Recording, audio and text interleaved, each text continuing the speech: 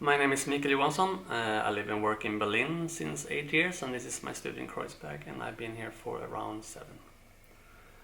I mostly work with ordinary items, things we have around us every day, and I use them as material to create my sculptures and my installations.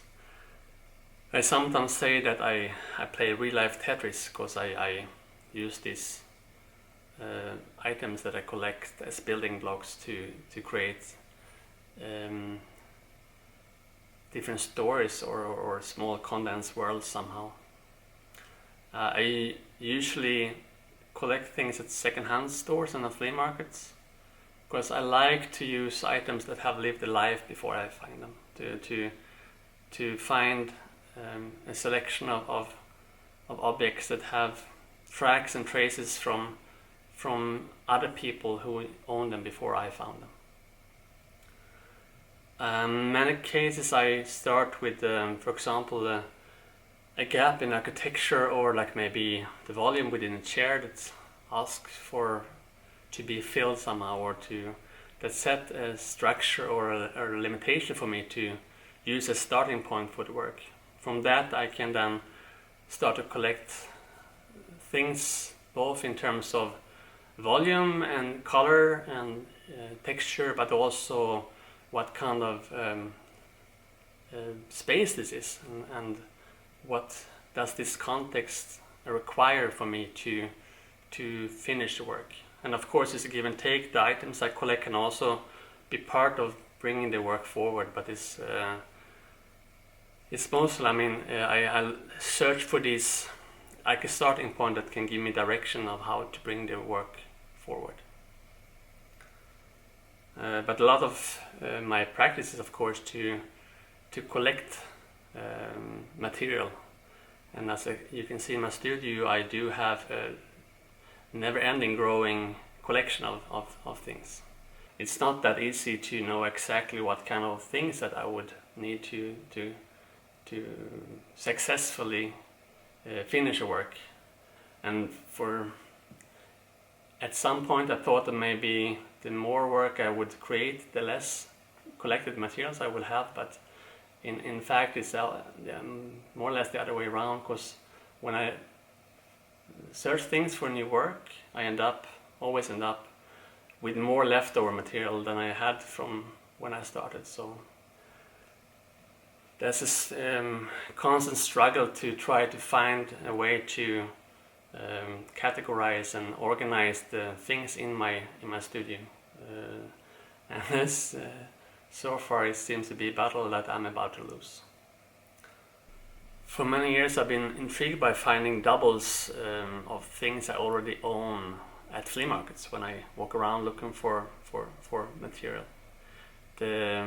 To encounter something that I thought I would never find again the second time creates this irresistible pull for me to own this twice. And I think for what goes through the selection of works at the exhibition now is something similar, that they all carry this underlying repetition that sometimes might be quite obvious, but sometimes you have to look for it. And once you find it, then you can start to investigate how all these different, how all the different items that are in the work twice differs. There can be like scratches and shades of how the things change over time, but there can also be changes in what difference is how the production was made. It's always been important for me to be able to work both in a gallery context as well as in the public space. I think it's not only interesting in terms of the different challenges these two venues is demanding in terms of production, because of course you have to think about things a bit differently when you do work for an indoor gallery exhibition and for the outdoor permanent public space piece. But I see how those two also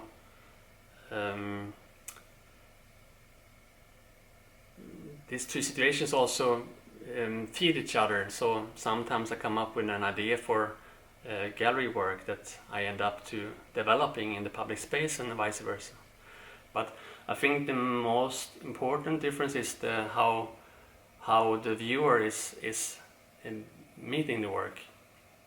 Because if you, as an audience, actively go and visit a gallery, you know that you are about to see an art exhibition.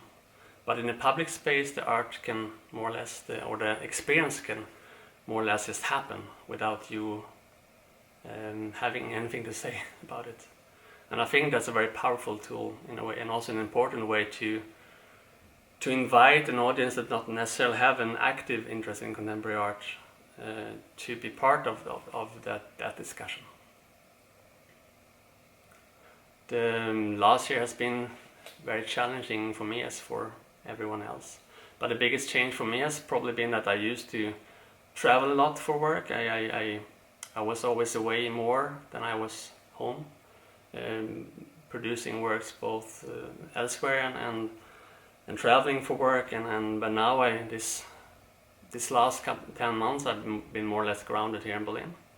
And also to collect material has become more challenging as well, since Berlin has encountered a few hard lockdowns when more or less everything has been closed. So the previous place I used to go to search for things has been either completely closed or limited access to. So I have been forced to try to come up with new ways to both produce and present work. I've known Lucas and his work for quite many years now, but of course it's a different thing to start thinking about making do a show together.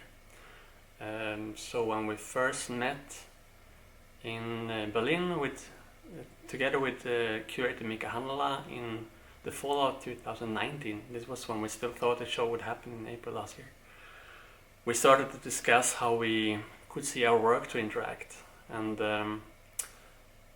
I think that was also when the exhibition title and the exhibition theme became obvious, since we realized that we are, of course, both has been and still are working with the theme of repetition.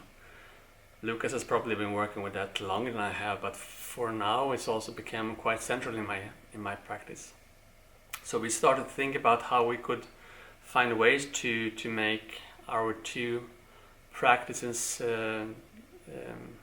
interact more vividly somehow. And one of the challenges then that I decided to take on was to use some of Lucas' color schemes and to start to collect things in perhaps different palettes than I usually would.